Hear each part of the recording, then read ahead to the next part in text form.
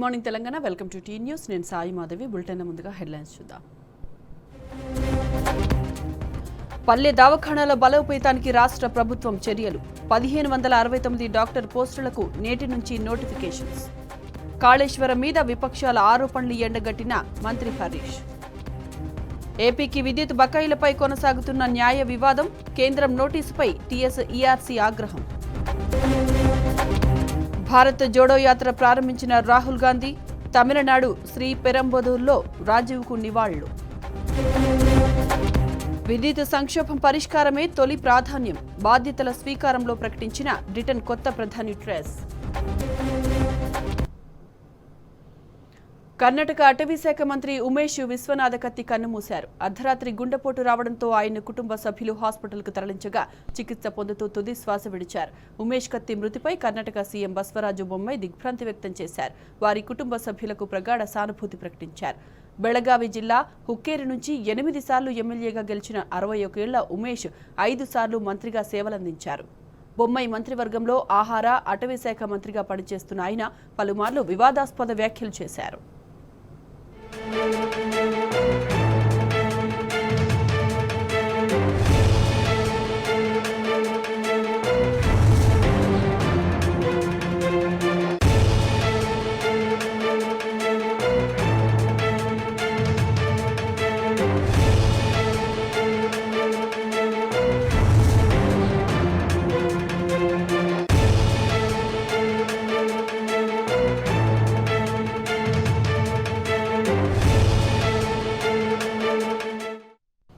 కర్ణాటక అటవీ శాఖ మంత్రి ఉమేష్ విశ్వనాథ కత్తి కన్నుమూశారు. అర్ధరాత్రి గుండెపోటు రావడంతో ఆయన్ని కుటుంబ సభ్యులు హాస్పిటల్కు తరలించగా చికిత్స పొందుతూ తుది శ్వాస విడిచారు. ఉమేష్ కత్తి మృతిపై కర్ణాటక సీఎం బసవరాజు బొమ్మాయి దిగ్భ్రాంతి వ్యక్తం చేశారు. వారి కుటుంబ సభ్యులకు ప్రగాఢ సానుభూతి ప్రకటించారు. బెళగావి జిల్లా హుక్కేరి నుంచి 8 సార్లు ఎమ్మెల్యేగా గెలిచిన 61 ఏళ్ల ఉమేష్ 5 సార్లు మంత్రిగా సేవలందించారు. బొమ్మాయి మంత్రివర్గంలో ఆహార, అటవీ శాఖ మంత్రిగా పనిచేస్తున్న ఆయన పలుమార్లు వివాదాస్పద వ్యాఖ్యలు కూడా చేశారు.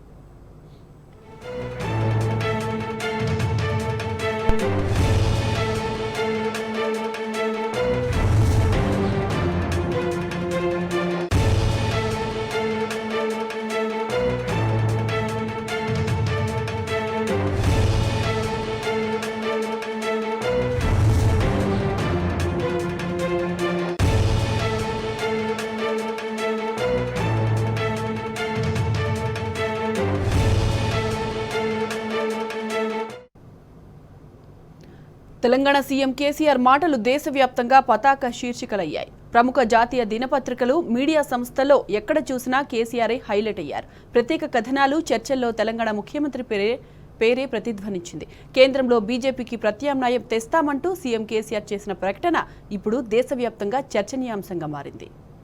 కేంద్రంపై సీఎం కేసీఆర్ చేసిన సింహగర్జన దేశమంతటా ప్రతిధ్వనించింది. రైతులకు ఉచిత కరెంటు హామీ, 2024లో బీజేపీ రహిత సర్కార్ను ఏర్పాటు చేస్తామన్న ఆయన సంకల్పం జాతి గుండెల్లో ప్రతిఫలించింది. దేశవ్యాప్తంగా పత్రికలు ఆ వార్తలను పతాక శీర్షికలతో ప్రజలకు చేరవేశాయి. టీవీలు ప్రత్యేక చర్చాగోష్ఠులతో హోరెత్తించాయి. వెబ్సైట్లు సైబర్ ప్రపంచంలో వేడిని పుట్టించాయి. దేశ ప్రజల ఆలోచనలో తెలంగాణ కేంద్ర స్థానంలోకి వస్తున్నది. కేంద్రంలో బీజేపీకి ప్రత్యామ్నాయం తెస్తామంటూ సీఎం కేసీఆర్ వేసిన పులికేక కాకలు పుట్టిస్తున్నది. కేసీఆర్ మాటకు మీడియా పెద్దపీట వేయటం రాబోయే పెను మార్పులకు సంకేతమా అని రాజకీయ పరిశీలకులు చర్చించుకుంటున్నారు. ముఖ్యంగా నిజామాబాద్ సభలో ఆయన జాతీయ రాజకీయాలపై చేసిన వ్యాఖ్యలు దేశంలోని పత్రికలు ప్రముఖంగా ప్రచురించడం అందరి దృష్టిని ఆకర్షిస్తున్నది. బీజేపీయేతర సర్కార్ వస్తే రైతులకు ఉచిత కరెంట్ ఇస్తామనే నినాదానికి అవి ప్రాముఖ్యమివ్వడం గమనార్హం. బీజేపీ ముక్త్ భారత్ సాధిద్దామని, అందుకు ప్రజలంతా కలిసి రావాలని సీఎం కేసీఆర్ పిలుపిచ్చారని ఇంగ్లీష్ దినపత్రిక ఇండియన్ ఎక్స్ప్రెస్ రాసింది. బీజేపీ ముక్త్ భారత్ అనే నినాదాన్ని బీహార్ సీఎం నితీష్ కుమార్తో కలిసి పాల్గొన్న సభలో మొదటిసారి కేసీఆర్ చేశారని గుర్తు చేసింది. జాతీయ రాజకీయాల్లో ప్రముఖ పాత్ర పోషించేందుకు ముందుకు వచ్చిన కేసీఆర్ భావసారూప్యత గల పార్టీల మద్దతు కూడగడుతున్నారని పేర్కొన్నది. దేశంలోని 50 మంది రైతులకు ఉచిత కరెంటు, ఇది కేసీఆర్ హామీ అని హిందీ దినపత్రిక రాష్ట్రీయ సహారా రాసింది. మరో హిందీ దినపత్రిక దేశబంధు ఇదే తరహా శీర్షికతో పాటు బీజేపీ ముక్త్ భారత్ ఉపశీర్షికను పెట్టింది. దేశమంతటా ఇక కేసీఆర్ ఉచిత విద్యుత్తు అని దినపత్రిక నవోదయం రాసింది. జాతీయ రాజకీయాల్లోకి సీఎం కేసీఆర్ అంగలు వేస్తున్నారని పేర్కొన్నది. ప్రధాని మోదీ ఉచిత పథకాలను రేవడి సంస్కృతి అని విమర్శించిన నేపథ్యంలో కేసీఆర్ ఉచిత పథకాలను యావత్ దేశానికి విస్తరిస్తామని అనడం గమనార్హమని ఇంగ్లీష్ దినపత్రిక స్టేట్మెంట్ రాసింది. దేశంలోని రైతుల సంక్షేమం కోసం పెద్ద ఎత్తున చర్యలు చేపడతామని సీఎం కేసీఆర్ ప్రకటించారని హిందీ దినపత్రిక నవోదయ్ రాసింది. జాతీయ రాజకీయాల్లోకి వెళ్లమంటారా అని సీఎం కేసీఆర్ అడిగితే సభలోని జనం అవును అంటూ పెద్దపెట్టున హర్షామోదాలతో సమాధానమిచ్చారని ఇంగ్లీష్ దినపత్రిక హిందుస్థాన్ టైమ్స్ రాసింది. ఆశీర్వదించిన ప్రజలకు కృతజ్ఞతలు తెలుపుతూ ఈ సభతో జాతీయ రాజకీయాల్లోకి తొలి అడుగు వేస్తున్నానని కేసీఆర్ ప్రకటించారని పేర్కొన్నది. వచ్చే ఎన్నికల్లో ఢిల్లీలో బీజేపీయేతర పతాకం రెపరెపలాడుతుందని, విపక్షం అధికారంలోకి రావడం ఖాయమని కేసీఆర్ తేల్చి చెప్పారని ఇంగ్లీష్ వాణిజ్య దినపత్రిక బిజినెస్ స్టాండర్డ్ రాసింది. తెలంగాణ అభివృద్ధి మోడల్ టీఆర్ఎస్ జాతీయ రాజకీయాల్లోకి అడుగుపెడుతున్నట్టు ఆయన ప్రకటించారని తెలిపింది. ప్రస్తుతం కేంద్రంలో ఉన్నది రైతు వ్యతిరేక ప్రభుత్వమని కేసీఆర్ అన్నట్టు ఆజ్ తక్ టీవీ వెబ్సైట్ పేర్కొన్నది. దేశంలోని ప్రముఖ జాతీయ దినపత్రికలు, మీడియా సంస్థలన్నీ తెలంగాణ సీఎం కేసీఆర్ మాటలను ఫోకస్ చేయడం టాక్ ఆఫ్ ది టౌన్ గా మారాయి. ఆయన మాటల్నే ఉటంకిస్తూ పతాక శీర్షికలు, వార్తా కథనాలు, చర్చలు నడపడం ఇప్పుడు చర్చనీయాంశంగా మారింది. సీఎం కేసీఆర్ జాతీయ రాజకీయాల్లోకి ఎంట్రీ ఇస్తే జనప్రభంజనం ఖాయమని విశ్లేషకులు అంచనా వేస్తున్నారు. సీఎం కేసీఆర్ ఎంట్రీతో ఢిల్లీ పాలిటిక్స్ షేక్ కాక తప్పదని స్పష్టం చేస్తున్నారు.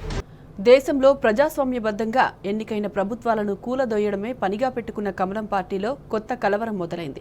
బీజేపీ ముఖ్యమంత్రులకు తగ్గుతున్న ఆదరణ, ఆయా రాష్ట్రాల్లో పాలనా వైఫల్యంతో క్యాడర్లో అసంతృప్తి తీవ్రమైంది. అన్నింటికి మించి రోజురోజుకు ప్రధాని మోదీ ఇమేజ్ పడిపోవడాన్ని కమలం నాయకులు జీర్ణించుకోలేకపోతున్నారు. దీంతో 2024లో గట్టెక్కడం కష్టమేనని బీజేపీ నేతలు ఆందోళన చెందుతున్నారు.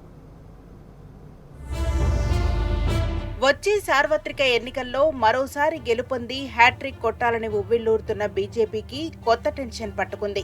ఉత్తరాది రాష్ట్రాల్లో పార్టీ పట్ల ప్రజల్లో తగ్గుతున్న స్పందన చూసి కమలం బెంబేలెత్తుతున్నది.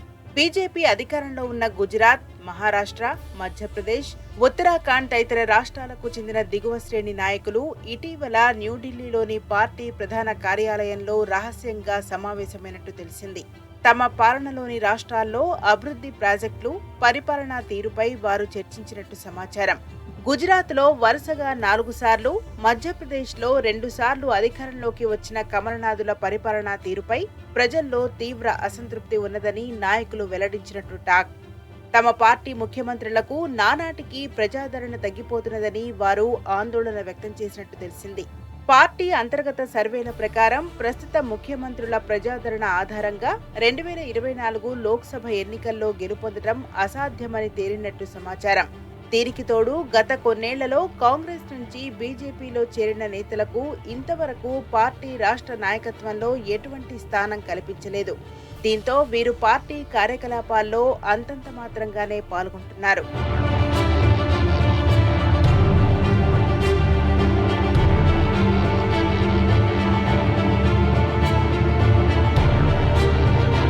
మధ్యప్రదేశ్లో కాంగ్రెస్ నుంచి ఫిరాయించి కేంద్ర మంత్రి పదవి పొందిన జ్యోతిరాదిత్య సింధియాకు సొంత నియోజకవర్గంలో తీవ్ర వ్యతిరేకత వ్యక్తమవుతోందట. ఈ స్పందన బీజేపీ నేతలను ఆందోళనకు గురిచేస్తున్నది. లోక్సభ ఎన్నికలకు ముందు ఆయా రాష్ట్రాల్లో జరగనున్న అసెంబ్లీ ఎన్నికల్లో తమ పార్టీ సీఎంలు, ముఖ్య నాయకుల పోస్టర్లతో కాకుండా ప్రధాని మోదీని చూపించి ఎన్నికల ప్రచారం చేయాలని సమావేశానికి హాజరైన పలువురు అభిప్రాయపడినట్టు తెలిసింది. అయితే ఈ వ్యూహం కూడా పలు అసెంబ్లీ ఎన్నికల్లో పనిచేయలేదని మరికొందరు ఎత్తిచూపినట్టు సమాచారం. 2019 తర్వాత జరిగిన పశ్చిమ బెంగాల్, పంజాబ్, మహారాష్ట్ర తదితర రాష్ట్రాల్లో మోదీ మంత్రం పనిచేయలేదు. ఇదే విషయాన్ని వారు గుర్తు చేసినట్టు టాక్.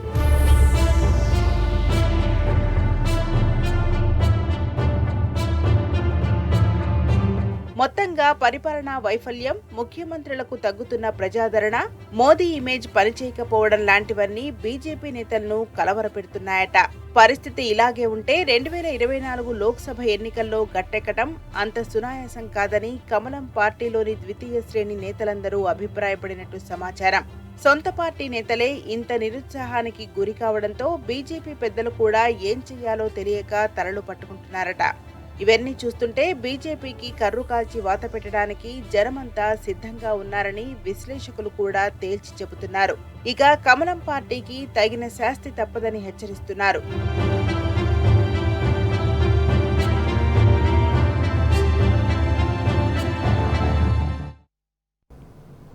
తెలంగాణ విషయంలో కేంద్రం హద్దు మీరుతోంది. న్యాయ ప్రక్రియలో కూడా జోక్యం చేసుకుంటూ అనుచితంగా ప్రవర్తిస్తోంది.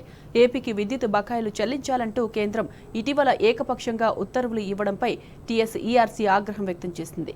న్యాయ ప్రక్రియలో అనవసరంగా జోక్యం చేసుకోవడం తగదంటూ హితవు పలికింది.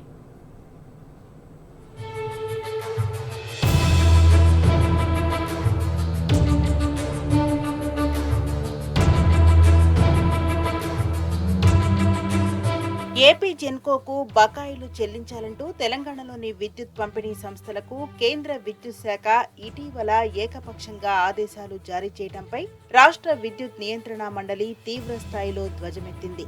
కేంద్ర ప్రభుత్వం హద్దులు మీరుతోందని, న్యాయ ప్రక్రియలో అనవసరంగా జోక్యం చేసుకుంటోందని మండిపడింది. బకాయిల చెల్లింపునకు సంబంధించిన అంశం కోర్టు పరిశీలనలో ఉన్నందున కేంద్ర ప్రభుత్వం ఈ ఆదేశాలను జారీ చేయకూడదని స్పష్టం చేసింది.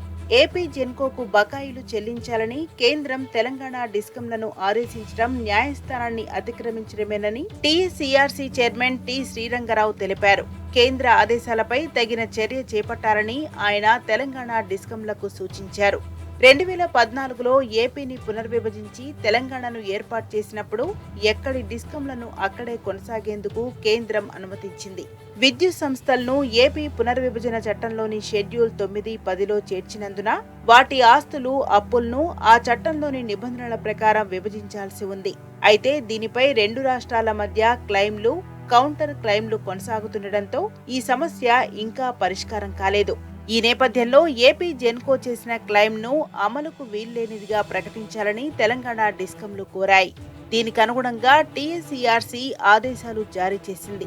విద్యుత్ చట్టం 2003తో పాటు ఏపీ పునర్విభజన చట్టంలోని నిబంధనలకు విరుద్ధంగా తెలంగాణ డిస్కంలు ఎలాంటి మొత్తాన్ని చెల్లించాల్సిన అవసరం లేదని టీఎస్ఈఆర్సీ స్పష్టం చేసింది.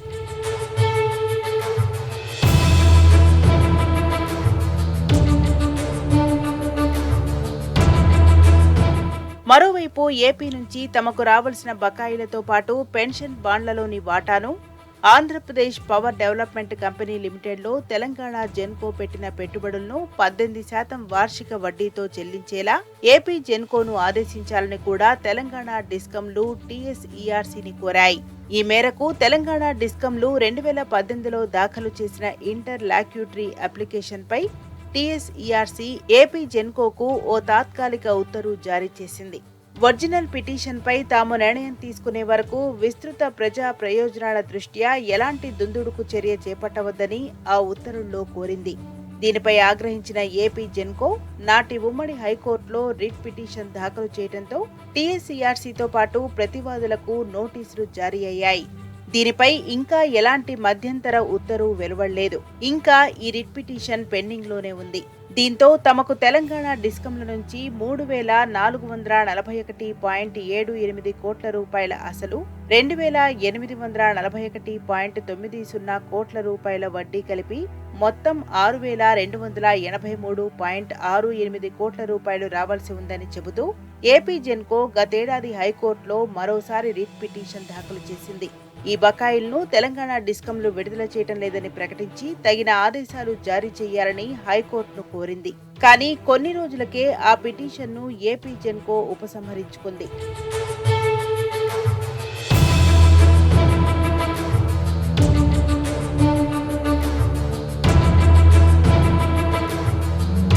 అయితే ఆ తర్వాత తెలంగాణ డిస్కంలు జెన్కో కలిసి తెలంగాణ హైకోర్టులో రిట్ పిటిషన్ దాఖలు చేశాయి.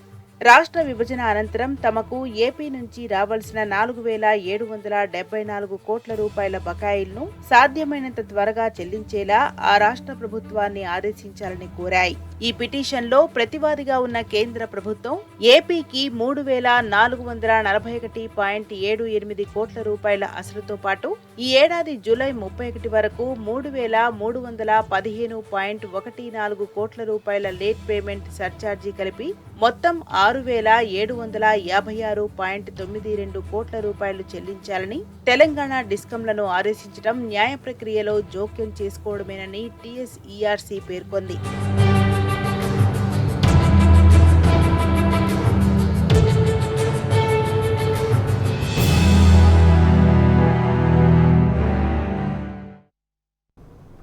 కాళేశ్వరం ప్రాజెక్టు తెలంగాణకు ప్రాణేశ్వరమని మంత్రి హరీష్ రావు అభివర్ణించారు. కానీ ప్రతిపక్షాలు మాత్రం తెలంగాణకు శనీశ్వరంలా మారారని మండిపడ్డారు. కాళేశ్వరం ప్రాజెక్టుకు డీపీఆర్ లేదనడం పచ్చి అబద్దమని హరీష్ రావు స్పష్టం చేశారు. డీపీఆర్ను క్షుణ్ణంగా పరిశీలించిన తర్వాతే కేంద్రం అన్ని అనుమతులు ఇచ్చిందని గుర్తు చేశారు. కేంద్ర జలవనరుల శాఖ చైర్మన్ కూడా కాళేశ్వరం ప్రాజెక్టును మెచ్చుకున్నారని మంత్రి హరీష్ రావు తెలిపారు. అధ్యక్ష, ఇప్పటికైనా నేను కేంద్ర ప్రభుత్వానికి ఆ మంత్రులకు మనవి చేస్తా ఉన్నా, మీరు మీరు కాళేశ్వరం లేదని ఏమి అనుకోకుండా ఈ నెలలనే స్టార్ట్ అవుతున్నది. యాసంగి పంటకు వడ్లు కొనడానికి తయారుగా అంటారు. మళ్ళీ కొనమని చేతులు ఎత్తకుంటారు. గ్యారంటీగా తెలంగాణ భారతదేశంలోనే అతి ఎక్కువ వరి పండించే రాష్ట్రంగా ఇవాళ తెలంగాణ తయారైంది. పోయిన సంవత్సరమే పంజాబ్తోని దాదాపు సమానంగా మనం ఇవాళ తెలంగాణలో వరి పంట రావడం జరిగింది. మళ్ళీ కూడా యాసంగి పంటకు అంత పంట ఇస్తాం. మీకు రైతుల మీద ప్రేమ ఉంటే, చిత్తశుద్ధి ఉంటే వడ్లు తీసుకోవడానికి తయారుగా అంటారు. కానీ అనవసరంగా ఈ పిచ్చి పిచ్చి మాటలు మానుకోండి అని చెప్పి నేను వారికి మీ ద్వారా మనవి చేస్తూ ఉన్నాను అధ్యక్ష. ప్రజలకు మాత్రం ఇది శుభవార్త. ఏది యాసంగి పంట వాళ్ళకు కొంతమంది ప్రజలు కూడా కన్ఫ్యూజ్ అయింది. అరే వీళ్ళేమో 4 ఏళ్ళ దాకా రావంటుండ్రు, ఏడాది దాకా రావంటుండ్రు, 2 ఏళ్ళ దాకా రావంటుండ్రు, మరి యాసంగికి వస్తాయా రావా అని ప్రజలు కొంత కన్ఫ్యూజన్లోనైంది. వీళ్ళ మాటలు విని ఒక అబద్ధాన్ని 100 సార్లు చెప్తే నిజమైద్ది అన్నట్టు ఒక గోబల్స్ ప్రచారం చేసిండ్రు. కానీ ఇవాళ ఈ శాసన మండలి ద్వారా నేను ప్రజలకు చెప్తా ఉన్నాం, బ్రహ్మాండంగా ఇదే నెలల ప్రభుత్వం ఒక్క పైసా ఖర్చు పెట్టకుండా ప్రాజెక్ట్ లయబిలిటీ పీరియడ్లో భాగంగా ఏజెన్సీయే పనిచేస్తుంది. ఈ నెలలో అన్నారం, వచ్చే నెలలో మేడిగడ్డ పంప్ హౌజులు ప్రారంభమవుతాయి. యాసంగి పంటకు కాళేశ్వరం ప్రాజెక్టులో బ్రహ్మాండంగా పోయిన యాసంగిలో ఇచ్చినట్టు ఈసారి కూడా నీళ్ళు అందిస్తాం. సో ఈ వార్త ఇది ప్రజలకు సంతోషాన్ని ఇస్తుంది. ప్రతిపక్షాలకు మాత్రం నా సంతాపాన్ని తెలియజేస్తూ ఉన్నారు. ఇక వాళ్ళ పాపం వాళ్ళ కళలు ఫెయిల్ అయిపోయినాయి, వాళ్ళ ఆశలు ఫెయిల్ అయిపోయినాయి. వాళ్ళకు మాత్రం నా సంతాపాన్ని తెలియజేస్తున్నా. కాళేశ్వరం ప్రాజెక్ట్ అనేది తెలంగాణకు ఒక ప్రాణేశ్వరం. కానీ ప్రతిపక్షాలకు మాత్రం అది ప్రతిపక్షాలు ఇవాళ ఈ రాష్ట్రంలో ఉన్న ప్రతిపక్షాలు మాత్రం తెలంగాణకు శనేశ్వరం లాగా దాపురిచ్చారు. వీళ్ళు నిజాలు మాట్లాడాలి, వాస్తవాలు మాట్లాడితే మీ యొక్క క్రెడిబిలిటీ పెరుగుతుంది. కానీ అబద్ధాలు మాట్లాడి ఇక మునిగిపోయిందని చెప్పి మీరు మాట్లాడితే ఇవాళ ఏం సమాధానం చెప్తారు? మీరు 4 ఏళ్ళ దాకా రాదన్న లీడర్ ఇవాళ ఏం చెప్పాలి? 1000 కోట్ల రూపాయలు పోయినాయి, లక్షల కోట్ల ప్రాజెక్టు ఖతమైపోయిందని మాట్లాడేటోళ్ళు రేపు మోటార్లు స్టార్ట్ అయితే రేపు తలకాయ ఎడబెట్టుకుంటారో నాకైతే అర్థమవుతలేదు. డిపిఆర్ఏ లేదు కాళేశ్వరం ప్రాజెక్ట్ అంటారు. ఇక నేను ఏం చెప్పాలి అధ్యక్ష? డిపిఆర్ లేకపోతే సెంట్రల్ వాటర్ కమిషన్ 10 అనుమతులు ఇచ్చింది. తెలంగాణ రాష్ట్ర ప్రభుత్వం కేంద్ర ప్రభుత్వానికి సెంట్రల్ వాటర్ కమిషన్కు డిపిఆర్ సబ్మిట్ చేస్తే ఆ డిపిఆర్ను వాళ్ళు స్టడీ చేసి డిజైన్స్ అన్ని చూసి 10 అనుమతులు ఇచ్చింది కేంద్ర ప్రభుత్వం. మరి డిపిఆర్ లేకపోతే అనుమతి ఇస్తుందా? ఒక కేంద్ర మంత్రి గారు డిపిఆర్ లేదు అని వారు మాట్లాడడం తగునా? ఒక కేంద్ర మంత్రి గడ్కరీ గారు ఏమంటాడు, నేను రెట్రాస్పెక్టివ్ ఎఫెక్ట్తో అనుమతులు ఇచ్చిన కాళేశ్వరంకు, Kaleshwaram is the growth engine of Telangana అనేమో ఒక కేంద్ర మంత్రి చెప్తాడు. ఇంకో కేంద్ర మంత్రి గారు వచ్చి ఏం చెప్తారు, కాళేశ్వరంకు డిపిఆర్ఏ లేదు అని చెప్పి ఇంకో కేంద్ర మంత్రి గారు చెప్తారు. ఇది ఏ రకమైనటువంటి సంస్కారం అని చెప్పి నేను అడుగుతా ఉన్నాను అధ్యక్ష. అంటే మీరు పూర్తిగా ఒక గోబల్స్కు పాల్పడేటువంటి ప్రయత్నం చేస్తున్నారు. ఆ అనుమతుల వివరాలు చెప్పమంటే కూడా చెప్తా అధ్యక్ష. స్టేజ్ 1 అనుమతి కానీ, హైడ్రాలజీ అనుమతి, అంతర్రాష్ట్ర అనుమతి, కేంద్ర భూగర్భ జలశాఖ అనుమతి, కన్స్ట్రక్షన్ మెషినరీ అనుమతి, forest clearance, environment clearance, irrigation planning clearance, project ఎస్టిమేట్కి కూడా వాళ్ళు అనుమతి ఇచ్చినారు. 80,190 కోట్లకు ప్రాజెక్ట్ ఎస్టిమేట్కి కూడా అనుమతి ఇచ్చినారు. సో అన్ని రకాల అనుమతులు ఇచ్చింది వాళ్ళే మాట్లాడతారు. డిజైన్ సరిగా లేదని ఒకలంటారు, డిపిఆర్ లేదని ఒకలంటారు, ఎస్టిమేట్ పెరిగిందని ఒకలంటారు. మన ఈఎన్సీ మన రాష్ట్రంలో ఎట్లనో దేశం మొత్తానికి సిడబ్ల్యూసీ చైర్మన్ అట్లా. ఆ సిడబ్ల్యూసీ చైర్మన్ వచ్చి కాళేశ్వరం ప్రాజెక్టు పనులను పరిశీలించి ఇది మహా అద్భుతం, మేము తెలంగాణకు చెప్పడానికి రాలేదు, తెలంగాణ నుంచి నేర్చుకొని పోతున్నాం అని కాళేశ్వరం పనులు చూసి ఆయన మనల్ని అభినందించిపోయింది. ఇది చరిత్రలో ఉన్న వాస్తవం. కానీ వీళ్ళు ఏంటంటే ఒక బురద జల్లాలని రాజకీయాల లక్ష్యంగా వీళ్ళు మాట్లాడుతున్నటువంటి పరిస్థితి. అధ్యక్ష, స్పీకర్ను అవమానించిన బీజేపీ ఎమ్మెల్యే ఈటల రాజేందర్పై మంత్రి వేముల ప్రశాంత్ రెడ్డి తీవ్రంగా ఫైర్ అయ్యారు. ఎమ్మెల్యేగా తనకు 20 ఏండ్ల సీనియారిటీ ఉందని మాట్లాడుతున్న ఈటల స్పీకర్ స్థానాన్ని అగౌరవపరుస్తూ మాట్లాడడం తీవ్ర విచారకరమన్నారు. తన సీనియారిటీలో నేర్చుకున్నది ఇదేనా అని ప్రశ్నించారు. స్పీకర్ తన బాధ్యతలను నిబంధనల మేరకు చక్కగా నిర్వహిస్తున్నారని చెప్పారు. ఈటల బేషరతుగా స్పీకర్కు క్షమాపణ చెప్పకపోతే సభా నిబంధనల ప్రకారం ముందుకు వెళ్తామని మంత్రి ప్రశాంత్ రెడ్డి స్పష్టం చేశారు.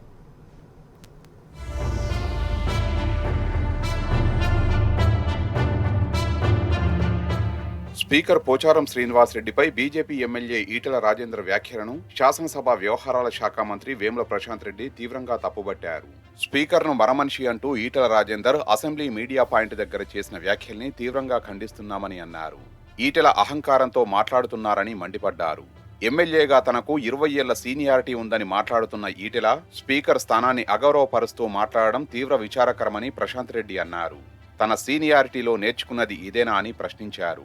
స్పీకర్ తన బాధ్యతలను నిబంధనల మేరకు చక్కగా నిర్వహిస్తున్నారని, సభ్యుల సంఖ్యను బట్టి బీఏసీలో పార్టీలకు అవకాశం ఇవ్వాలని గతంలోనే నిర్ణయం తీసుకున్న విషయాన్ని గుర్తు చేశారు.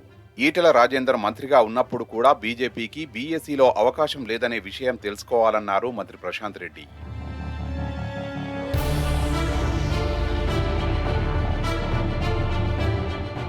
ప్రజాస్వామ్యాన్ని దేశమంతటా ఖూనీ చేస్తున్న బీజేపీకి చెందిన ఈటలతో నీతులు చెప్పించుకోవాల్సిన అవసరం లేదని మంత్రి ప్రశాంత్ రెడ్డి స్పష్టం చేశారు. అన్ని వ్యవస్థలను దిగజారుస్తున్న బీజేపీకి స్పీకర్ను అవమానపరచడం పెద్ద ఆశ్చర్యం అనిపించలేదన్నారు.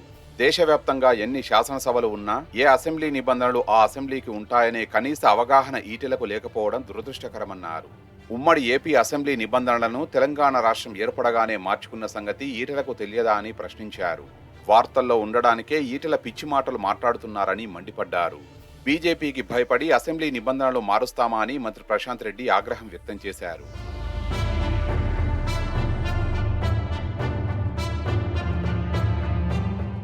ఈటలకు సీనియారిటీ ఉండొచ్చు కానీ సభాపతి పట్ల సిన్సియారిటీ కూడా ఉండాలని మంత్రి ప్రశాంత్ రెడ్డి హితవు పలికారు.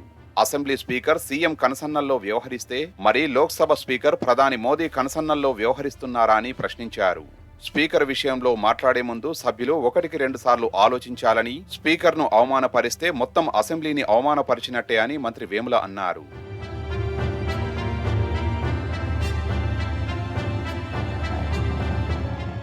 స్పీకర్ పోచారం శ్రీనివాసరెడ్డిపై ఈటల రాజేందర్ చేసిన వ్యాఖ్యలను ఉపసంహరించుకొని బేషరతుగా క్షమాపణ చెప్పాలని మంత్రి ప్రశాంత్ రెడ్డి డిమాండ్ చేశారు. స్పీకర్ పట్ల ఆయన వ్యాఖ్యలను సీరియస్ గా పరిగణిస్తున్నామని, ఈటల స్పీకర్ కు క్షమాపణ చెప్పకపోతే స్పీకర్ స్థానం గౌరవాన్ని కాపాడేందుకు సభా నిబంధనల ప్రకారం ముందుకు వెళ్తామని మంత్రి ప్రశాంత్ రెడ్డి స్పష్టం చేశారు.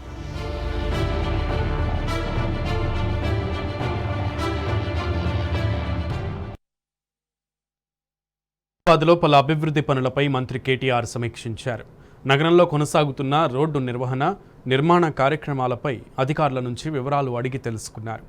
సీఎంఎంఎఫ్పిలో చేపట్టినటువంటి అభివృద్ధి పనులను అధికారులు మంత్రి కేటీఆర్కు వివరించారు. రోడ్డు నిర్వహణతో పాటు రోడ్డుకు అనుబంధంగా ఉన్న ఫుట్పాత్, జంక్షన్ల అభివృద్ధి, నిర్వహణ వంటి అంశాలపై మరింత దృష్టి సారించాలని కేటీఆర్ అధికారులను ఆదేశించారు. మరోవైపు హైదరాబాద్లో ఫార్ములా ఈ రేసును విజయవంతంగా నిర్వహించడానికి ఏర్పాట్లు చేయాలని అధికారులకు సూచించారు మంత్రి కేటీఆర్. హైదరాబాద్ నగరంలో జరుగుతున్న పలు అభివృద్ధి కార్యక్రమాలపై మంత్రి కేటీఆర్ సమీక్షా సమావేశం నిర్వహించారు. జీహెచ్ఎంసీ, హెచ్ఎండిఏ, పురపాలక శాఖ ఉన్నతాధికారులతో అమీర్పేట్ హెచ్ఎండిఏ కేంద్ర కార్యాలయంలో రివ్యూ చేశారు.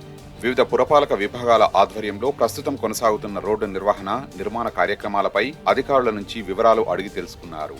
వ్యూహాత్మక రహదారుల అభివృద్ధి కార్యక్రమం, సిఆర్ఎంపీ కార్యక్రమాల్లో భాగంగా కొనసాగుతున్న పనులపై అధికారులు మంత్రికి వివరాలు అందించారు. సిఆర్ఎంపీ కార్యక్రమం ద్వారా నిరంతరం నగరంలోని ప్రధాన రహదారుల నిర్వహణ కొనసాగిస్తున్నందున వాటి ఫలితాలు ప్రజలకు అందుతున్నాయన్నారు. ఈ నేపథ్యంలో రోడ్డు నిర్వహణతో పాటు రోడ్డుకు అనుబంధంగా ఉన్న ఫుట్పాత్, జంక్షన్ల అభివృద్ధి, నిర్వహణ వంటి అంశాలపై మరింత దృష్టి సారించాలని కేటీఆర్ అధికారులను ఆదేశించారు. ఇప్పటికే దేశంలో వివిధ నగరాల్లో మోడల్ రోడ్డు నిర్వహణ కార్యక్రమాలను స్ఫూర్తిగా తీసుకొని జనాగ్రహ వంటి సంస్థల ఆధ్వర్యంలో జంక్షన్ల సుందరీకరణ, అభివృద్ధి వంటి కార్యక్రమాలను చేపట్టామని అధికారులు చెప్పారు. ఆయా కార్యక్రమాలు త్వరలోనే పూర్తవుతాయని మంత్రి కేటీఆర్కి తెలియజేశారు.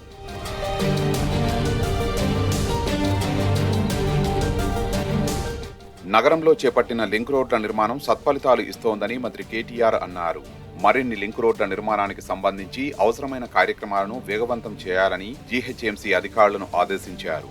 వ్యూహాత్మక నాలాల అభివృద్ధి కార్యక్రమానికి సంబంధించిన పనులు దాదాపుగా పూర్తయ్యాయని చెప్పారు.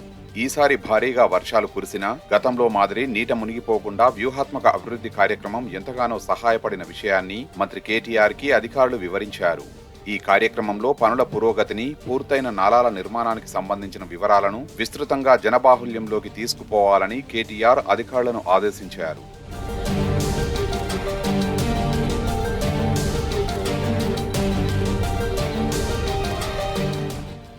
మరోవైపు హైదరాబాద్ నగరంలో ప్రతిష్టాత్మకంగా నిర్వహించనున్న ఫార్ములా ఈ రేస్ కి సంబంధించి మంత్రి కేటీఆర్ ఈ సమావేశంలో సమీక్షించారు.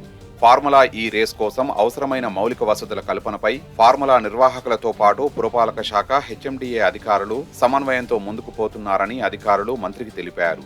ఫార్ములా ఈ రేస్ ని విజయవంతంగా పూర్తి చేస్తామని అధికారులు విశ్వాసం వ్యక్తం చేశారు.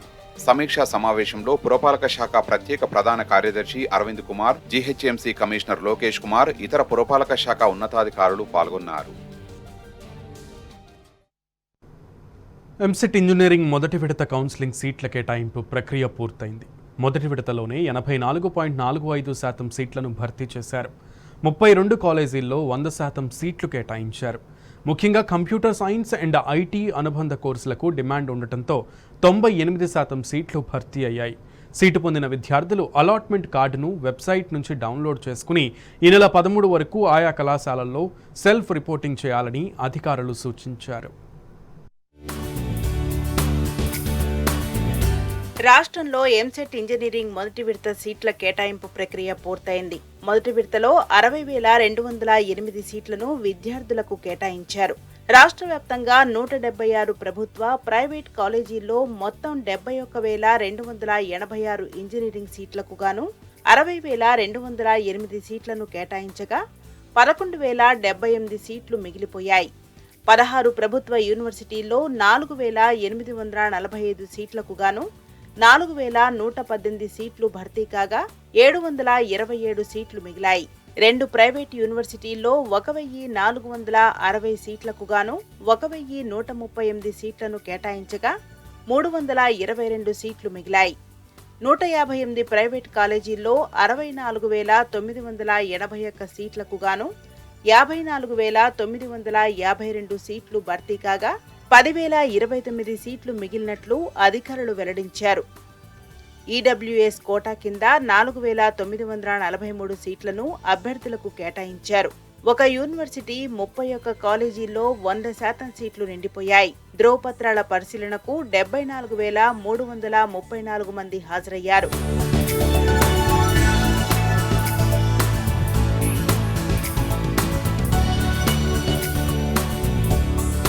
కంప్యూటర్ సైన్స్ అండ్ ఐటీ అనుబంధ కోర్సులకు విద్యార్థుల నుంచి డిమాండ్ ఉండటంతో 98.49% సీట్లు భర్తీ అయ్యాయి.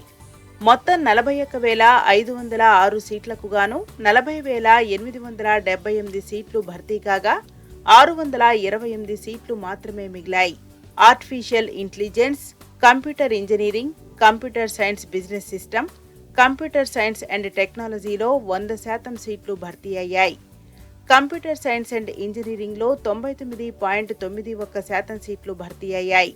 ఇన్ఫర్మేషన్ టెక్నాలజీలో 99.76%, కంప్యూటర్ సైన్స్ అండ్ ఇంజనీరింగ్ కోర్సుల్లో 99.64% సీట్లు నిండిపోయాయి. అదేవిధంగా ఎలక్ట్రికల్ బ్రాంచ్లో 80.96%, సివిల్ మెకానికల్ అలైడ్ కోర్సుల్లో మొత్తంగా 36.75% మాత్రమే సీట్లు భర్తీ అయ్యాయి. Food technology, mining, textile technology తదితర కోర్సుల్లో 56.32% సీట్లు భర్తీ అయ్యాయి. మొత్తంగా 71,286 సీట్లలో 60,208 సీట్లు భర్తీ కాగా 11,078 సీట్లు మిగిలాయి.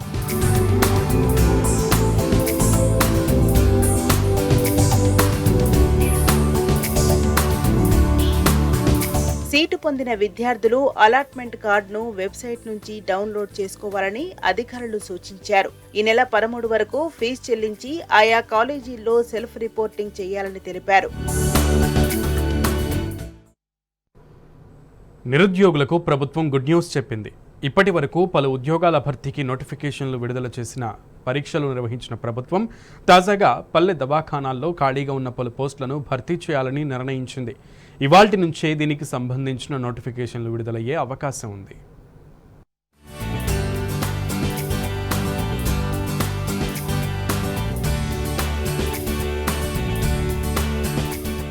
రాష్ట్రంలో కొలువుల జాతర నడుస్తోంది. ఉద్యోగాల భర్తీకి నోటిఫికేషన్ ప్రక్రియ కొనసాగుతోంది.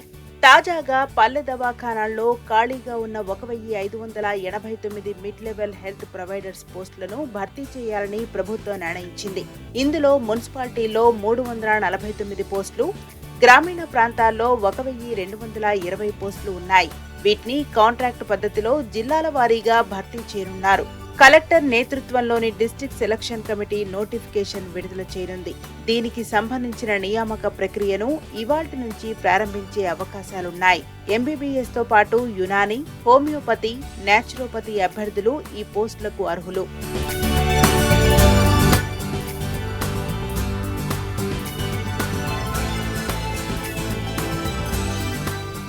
ఇక నియామక ప్రక్రియ మార్గదర్శకాలను ప్రభుత్వం గత నెలలోనే విడుదల చేసింది. పట్టణ ప్రాంతాల్లోని ఆరోగ్య ఉప కేంద్రాల్లో పనిచేసేందుకు ఎంబీబీఎస్ లేదా బీఎంఎస్ పూర్తి చేసిన వారే అర్హులుగా నిర్ణయించారు. ఇందులో ఎంబీబీఎస్ అభ్యర్థులకు ప్రాధాన్యం ఉంటుందని అధికారులు వెల్లడించారు. గ్రామీణ ప్రాంతాల్లో ఎంబీబీఎస్, బీఎంఎస్ తో పాటు స్టాఫ్ నర్సులు సైతం అర్హులు. స్టాఫ్ నర్స్ 2020 తర్వాత బీఎస్సీ నర్సింగ్ పూర్తి చేసిన వారు, 2020కి ముందు బీఎస్సీ నర్సింగ్ లేదా జీఎన్ఎం పూర్తి చేసి 6 నెలల కమ్యూనిటీ హెల్త్ బ్రిడ్జ్ కోర్సు పూర్తి చేసిన వారు అర్హులు. ఇక డాక్టర్లకు 40,000 రూపాయలు, స్టాఫ్ నర్స్ కు 29,900 రూపాయల గౌరవ వేతనం అందించనున్నారు. ఈ నెలాఖరులోగా లేదా అక్టోబర్ మొదటి వారంలోగా నియామకాలు పూర్తి చేయనున్నట్లు అధికారులు తెలిపారు.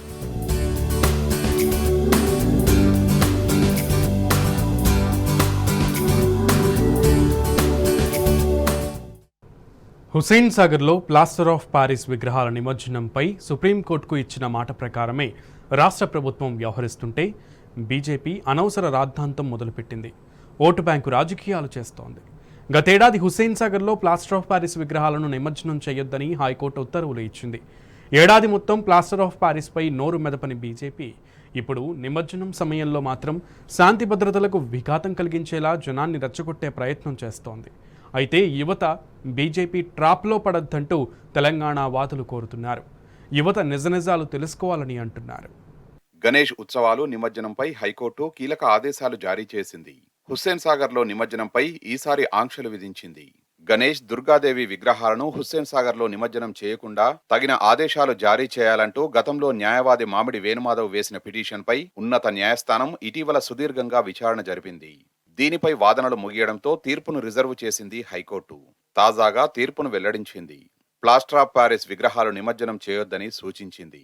ప్రత్యేక కుంటల్లో విగ్రహాలు నిమజ్జనం చేయాలని హైకోర్టు తెలిపింది. ఈ ఆంక్షలను వెంటనే అమలు చేయాలని ప్రభుత్వానికి హైకోర్టు ఆదేశించింది. హుస్సేన్ సాగర్లో ట్యాంకు బండ్ వైపు నిమజ్జనానికి అనుమతించొద్దని పేర్కొంది. హుస్సేన్ సాగర్లో ప్రత్యేకంగా రబ్బర్ డ్యాం ఏర్పాటు చేయాలని తాజాగా హైకోర్టు ఇచ్చిన ఆదేశాల్లో పేర్కొంది. ప్రత్యేకంగా ఏర్పాటు చేసిన రబ్బర్ డ్యాంలోనే నిమజ్జనం చేయాలని సూచించింది. చిన్న పర్యావరణ హిత విగ్రహాలను ప్రోత్సహించాలని హైకోర్టు హితవు పలికింది. హుస్సేన్ సాగర్లో ట్యాంకు బండ్ వైపు నుంచి నిమజ్జనం చేయొద్దని PV Marg, necklace road, Sanjeevaiah park road తదితర మిగతా ప్రాంతాల్లో చేసుకోవచ్చని హైకోర్టు పేర్కొంది. నిమజ్జనం తర్వాత అక్కడి వ్యర్థాలను పూర్తిగా తొలగించాలని స్పష్టం చేసింది. సుదూర ప్రాంతాల నుంచి భక్తులు హుస్సేన్ సాగర్ వైపు రాకుండా చర్యలు చేపట్టాలని ప్రభుత్వానికి ఉన్నత న్యాయస్థానం సూచించింది. ఇళ్లల్లోనే బకెట్లలో నిమజ్జనం పూర్తి చేసేలా చూడాలని పేర్కొంది. హుస్సేన్ సాగర్లో ప్లాస్టర్ ఆఫ్ ప్యారిస్ విగ్రహాల నిమజ్జనంపై బీజేపీ అనవసరమైన రాద్ధాంతం మొదలుపెట్టింది. ఓటు బ్యాంకు రాజకీయాల కోసం పొలిటికల్ డ్రామా ఆడుతోంది. గతేడాది హుస్సేన్ సాగర్లో ప్లాస్టర్ ఆఫ్ ప్యారిస్ విగ్రహాలను నిమజ్జనం చేయొద్దని హైకోర్టు ఉత్తర్వులు ఇచ్చింది. ఈ విషయంపై సుప్రీంకోర్టుకు వెళ్లడంతో కేంద్ర ప్రభుత్వం తరపున సొలిసిటర్ జనరల్ తుషార్ మెహతా వాదనలు వినిపించారు. వచ్చే ఏడాది నుంచి ప్లాస్టర్ ఆఫ్ ప్యారిస్ విగ్రహాలు నిమజ్జనం చేయకుండా చర్యలు తీసుకుంటామని కోర్టుకు మాట ఇచ్చారు. ఏడాది మొత్తం ప్లాస్టర్ ఆఫ్ ప్యారిస్ పై నోరు మెదపని బీజేపీ ఇప్పుడు నిమజ్జనం సమయంలో మాత్రం శాంతి భద్రతలకు విఘాతం కలిగించేలా జనాన్ని రెచ్చగొట్టే ప్రయత్నం చేస్తోంది. గతేడాది సుప్రీంకోర్టుకు ఇచ్చిన మాట ప్రకారమే ప్లాస్టర్ ఆఫ్ ప్యారిస్ పై అధికారులు నిబంధనలు విధించారు. కానీ కమలం పార్టీ మాత్రం యువతను ట్రాప్లో పడేసే విధంగా వ్యవహరిస్తోంది. యువత నిజానిజాలు తెలుసుకోవాలి.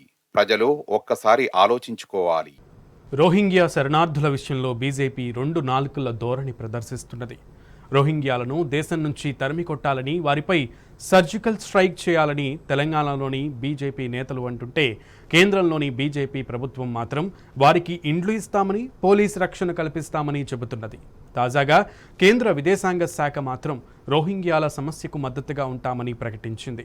రోహింగ్యాల విషయంలో బంగ్లాదేశ్ చేస్తున్న కృషిపై భారత విదేశాంగ శాఖ ప్రశంసలు కురిపించింది. రోహింగ్యాల విషయంలో కేంద్రంది ఒక మాట, బీజేపీ నేతలు మరో మాట మాట్లాడడంపై సర్వత్రా విమర్శలు వ్యక్తమవుతున్నాయి. మేయర్ అభ్యర్థిగా గెలిచిన తర్వాత పాత బస్సులో నీ పాత బస్సు మీద సర్జికల్ స్ట్రైక్ చేసి ఈ రోహింగ్యా తరిమి కొట్టే బాధ్యత ఇలా భారతీయ జనతా పార్టీ తీసుకుంటది. రోహింగ్యాల ఓటర్ లేని ఎన్నికలు జరగాలి. हमने भी इस संदर्भ में, जहां तक बांग्लादेश में रोहिंग्या की समस्या का प्रश्न है, काफी सहायता की है. इसमें आर्थिक सहायता भी शामिल है और इसमें आगे आने वाले दिनों में यथोचित रूप से जो प्रयास, जो सहायता की आवश्यकता होगी, उसको भी भारत सरकार पूरी तरह से मद्देनजर में रखेगी. देखिए, इस संदर्भ में ये भी ज्ञात रहना आवश्यक है कि भारत सरकार हर उन प्रयासों का समर्थन करती है जिन प्रयासों के अंतर्गत एक सुरक्षित, स्थिर और शीघ्रतापूर्ण रिटर्न जो डिस्प्लेस्ड लोग हैं म्यांमार के दूसरे देशों में, उनकी वापसी म्यांमार में हो सके. 2024 ఎన్నికల నాటికి కాంగ్రెస్ పార్టీని బలోపేతం చేయడమే లక్ష్యంగా రాహుల్ గాంధీ భారత్ జోడో యాత్రకు శ్రీకారం చుట్టారు. 12 రాష్ట్రాలు, 2 యూటీల్లో 150 రోజులు, 3570 కిలోమీటర్ల పాటు సాగే ఈ యాత్రను కన్యాకుమారి నుంచి ప్రారంభించారు. యాత్రకు ప్రారంభం ముందు రాజీవ్ గాంధీకి నివాళులర్పించారు రాహుల్. కశ్మీర్ వరకు సాగే ఈ యాత్రలో రాహుల్తో పాటు తమిళనాడు, రాజస్థాన్, ఛత్తీస్గఢ్ సీఎంలతో పాటు పలువురు కాంగ్రెస్ నేతలు పాల్గొన్నారు. మోడీ ప్రభుత్వ వైఫల్యాలను జనాల్లోకి తీసుకెళ్లడమే లక్ష్యంగా ఈ యాత్ర కొనసాగనుంది. రోజు ఉదయం 7 గంటల నుంచి 10:30 గంటల వరకు, మధ్యాహ్నం 3 గంటల 30 నిమిషాల నుంచి సాయంత్రం 6 గంటల 30 నిమిషాల వరకు పాదయాత్ర నిర్వహించనున్నారు రాహుల్. రోజు సగటున 22 నుంచి 23 కిలోమీటర్ల చొప్పున మొత్తం 3570 కిలోమీటర్ల మేర పాదయాత్ర సాగనున్నట్లు తెలిపారు ఆ పార్టీ నేతలు.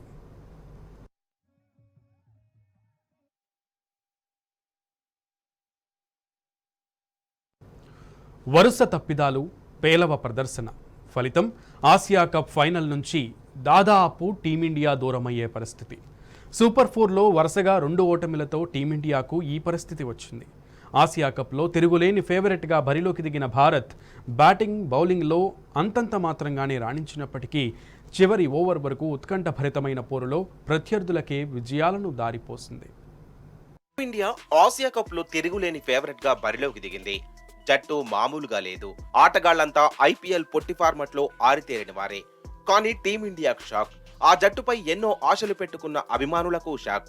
ఏమాత్రం ఊహించని విధంగా పేలవ ప్రదర్శనతో సూపర్ 4లో వరుసగా 2వ పరాజయం చవిచూసిన రోహిత్ సేన ఫైనల్ కు దూరమయ్యే స్థితిలో నిలిచింది. బ్యాటింగ్ లో చెలరేగిపోయిన భారత్ బంతితోనూ విఫలమై శ్రీలంక చేతిలో కంగుతింది. ఉత్కంఠభరితంగా ముగిసిన మ్యాచ్ లో భారత్ 6 వికెట్ల తేడాతో శ్రీలంక చేతిలో ఓడిపోయింది.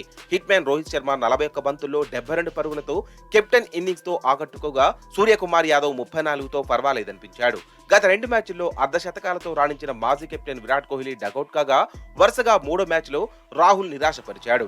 మిడిల్ ఆర్డర్ హార్దిక్ పాండ్యా 17, రిషబ్ పంత్ 17 మెరుగైన ఆరంభాలను భారీ స్కోర్లుగా మలచలేకపోయారు. దీపక్ కూడా 3తో లక్కీ ఛాన్స్ ను వినియోగించుకోలేకపోయాడు. ఆఫ్ స్పిన్నర్ అశ్విన్ ఆఖర్లో విలువైన పరుగులు రాబట్టాడు. లంక బౌలర్లలో మధుశనక 3, చమిక, దసున్ శనక చెరో 2 వికెట్లు పడగొట్టారు. అనంతరం లక్ష్య ఛేదనలో లంక 19.5 ఓవర్లలో 4 వికెట్లకు 174 పరుగులు చేసింది. ఓపెనర్లు పతుమ్ నిశంక 52, కుషాల్ మెండిస్ 37 అర్ధశతకాలతో ఆకట్టుకుంటే చివర్లో కెప్టెన్ శనక 18 బంతుల్లో 33, భానుక రాజపక్స 25 పరుగులను సాధించి ఒత్తిడికి ఎదురు నిలిచి జట్టును గెలిపించారు. భారత బౌలర్లలో చాహల్ 3 వికెట్లు పడగొట్టాడు. దసున్ శనకకు man of the match award దక్కింది. భారత్ తన తొలి సూపర్ 4 మ్యాచ్ లో పాక్ చేతిలో ఓడిపోయిన సంగతి తెలిసిందే. ఆఫ్ఘనిస్తాన్ తో మ్యాచ్ ఆడాల్సి ఉన్న భారత్ సాంకేతికంగా మాత్రం ఫైనల్ రేస్ లో ఉండాలంటే అద్భుతమే జరగాలి. ఏ చిన్న అవకాశమైనా ఉండాలంటే పాకిస్తాన్ జట్టు ఆఫ్ఘన్ లంక చేతిలో ఓడిపోవాలి.